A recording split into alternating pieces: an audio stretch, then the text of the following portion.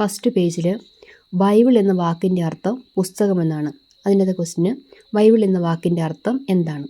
അതിൻ്റെ തൊട്ടടുത്ത് തന്നെ ഒരെണ്ണം കൂടെയുണ്ട്. ബൈബിൾ എന്ന വാക്കുണ്ടായത് ഏതു പദത്തിൽ നിന്നാണ്? ബിബ്ലിയ എന്ന ഗ്രീക്ക് പദത്തിൽ നിന്നാണ് ബൈബിൾ എന്ന വാക്ക് ഉണ്ടായത്. അതുപോലെ ബൈബിളിൽ എത്ര പുസ്തകങ്ങളുണ്ട്? 73 പുസ്തകങ്ങളാണ് ബൈബിളിലുള്ളത്. ആ പുസ്തകങ്ങളെ എത്രയായി തരംതിരിച്ചിരിക്കുന്നു?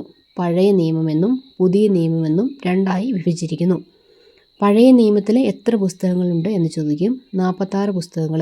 പുതിയ നിയമത്തിൽ എത്ര പുസ്തകങ്ങളുണ്ടെന്ന് ചോദിക്കും. 27 പുസ്തകങ്ങൾ. അതുപോലെ അടുത്ത ക്വസ്റ്റിന് ലോകത്തിൽ ഏറ്റവും കൂടുതൽ അച്ചടിച്ച പുസ്തകം ഏത്? ബൈബിൾ. ഏറ്റവും അധികം ഭാഷകളിലുള്ള പുസ്തകവും ബൈബിൾ. ഏറ്റവും അധികം വിൽക്കപ്പെടുന്നതും വായിച്ചതുമായ പുസ്തകം ഏത് എന്ന് ചോദിച്ചാൽ ബൈബിൾ തന്നെയാണ് ആൻസർ. അടുത്ത പേജിൽ, അതായത് 10ാം പേജിൽ ഫസ്റ്റ് ക്വസ്റ്റിന് മനുഷ്യജീവിതത്തിന് വഴികാട്ടി എന്താണ്? ബൈബിളിലെ ദൈവവചനങ്ങളാണ് മനുഷ്യജീവിതത്തിന് വഴികാട്ടി. വിശുദ്ധ ഗ്രന്ഥം സ്വർഗത്തെ ലക്ഷ്യമാക്കി ജീവിക്കുന്നതിനുള്ള വഴികാട്ടിയായി തീരുന്നു. അവിടെ ചോദിക്കുന്നത് സ്വർഗത്തെ ലക്ഷ്യമാക്കി ജീവിക്കുന്നതിനുള്ള വഴികാട്ടി എന്താണ്? വിശുദ്ധ ഗ്രന്ഥം.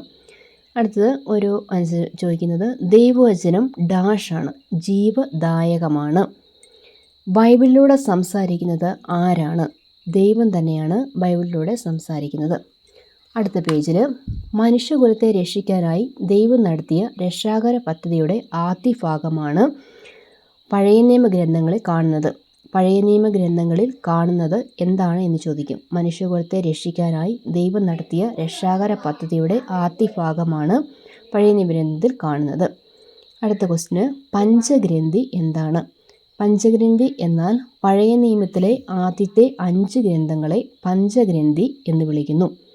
പഞ്ചഗ്രന്ഥി ഉൽപ്പത്തി, പുറപ്പാട്, ലേവ്യർ, സംഖ്യ, നിയമാവർത്തനം.